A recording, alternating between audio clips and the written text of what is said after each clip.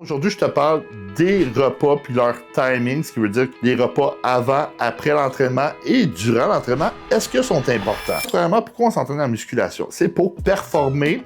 Puis en performant, tu vas créer de la masse musculaire. Puis la masse musculaire, c'est un organe de longévité. Ça a plusieurs bénéfices sur ta santé et ta sensibilité à l'insuline. Puisque le but de s'entraîner, c'est de performer, il faut que tu aies des glucides avant l'entraînement. Parce que les glucides, comme on sait, c'est important. Les glucides vont produire une réponse qui veut dire que tu vas produire de l'insuline. L'insuline va te permettre, en plus, d'inhiber ton cortisol, qui est super élevé après un entraînement musculaire.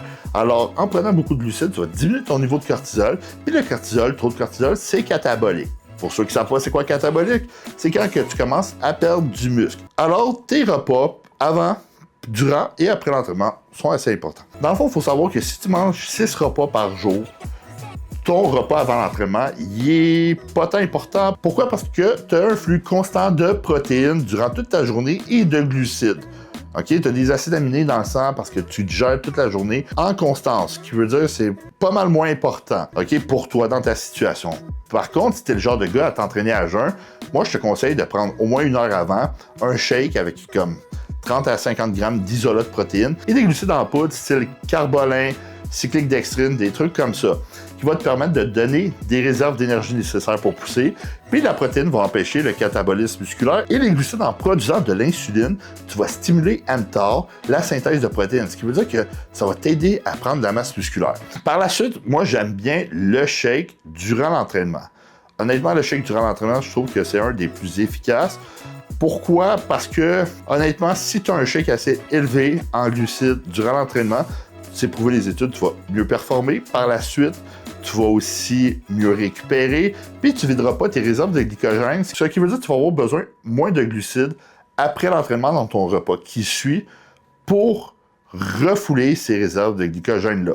Alors moi, mon shake préféré durant l'entraînement, c'est 50 g de carbolin avec 500 ml d'eau de coco, une demi-cuillère à thé de sel de mer iodé, ainsi que 20 g de EAA. Pourquoi? Parce que dans le fond, carbolin comme glucides ainsi qu'eau de coco parce que j'ai 75 g de glucides moi durant mon entraînement. Par la suite, le sel pour augmenter l'hydratation, le potassium aussi, des électrolytes super importants. Par la suite, j'ai des EAA en français pour permettre d'augmenter l'anabolisme et d'empêcher le catabolisme. Puis, puisque les EAA, c'est les acides aminés essentiels, ben, vu que j'ai un shake durant l'entraînement, je stimule constamment mTOR, vu qu'ils ont des glucides, ce qui veut dire que ça va augmenter ma synthèse de protéines, puis avec les EAA, ça va permettre de rentrer plus de nutriments dans les muscles. Puis avec le sel, je garde une bonne hydratation, comme on sait, quand tu es bien hydraté, ben, tu vas performer plus, tu vas être moins à risque de blessure et tu vas gagner plus de masse musculaire. Par la suite, après l'entraînement, moi, ce que j'adore, c'est les céréales. Moi, j'ai des céréales après l'entraînement avec de l'isolat de protéines et une banane. La banane pour le potassium, les céréales, parce que j'aime les céréales, puis c'est des glucides super faciles à manger, et de l'isolat de protéines comme protéines rapides. Mais moi, c'est parce que je suis un cas en particulier, je prends mon insuline après l'entraînement pour remplir des réserves de glycogène et j'en prends avant. Sinon, le repas après l'entraînement, honnêtement, ça peut aussi être délai. Ce qui veut dire qu'il peut y avoir un délai entre le temps que tu as fini de t'entraîner puis ton repas. Ça peut aller 2-3 heures après. Honnêtement, c'est pas vrai le anabolic window. C'est juste que moi, j'ai 6 repas, puis il faut que je sépare mes repas d'une façon pour arriver à tous les manger dans la journée. Aussi simple que ça. Puis je mange pas directement après l'entraînement, je mange genre 30-45 minutes plus tard. Ça me dérange pas, honnêtement, je crois pas au anabolic window. Surtout comme je vous ai dit, j'ai pris un shake de glucides durant l'entraînement. Alors comme j'ai dit, si t'es du genre à manger 6 repas, le repas avant l'entraînement ne compte pas tant que ça, surtout si t'as un shake durant l'entraînement, puis un repas qui va suivre après l'entraînement, peu importe, même si c'est 1 heure après, ça dérange pas. Et comment tu devrais répartir tes glucides au travers de ces repas-là? Moi, personnellement, j'aime bien répartir une grosse partie de mes glucides autour de l'entraînement pour performer le plus possible et être anabolique le plus possible dans ces moments-là, parce que le reste de la journée, le but, c'est de récupérer et c'est de performer au gym. Par la suite, il faut que tu penses aussi que dans le repas avant l'entraînement, de ne pas mettre trop de gras.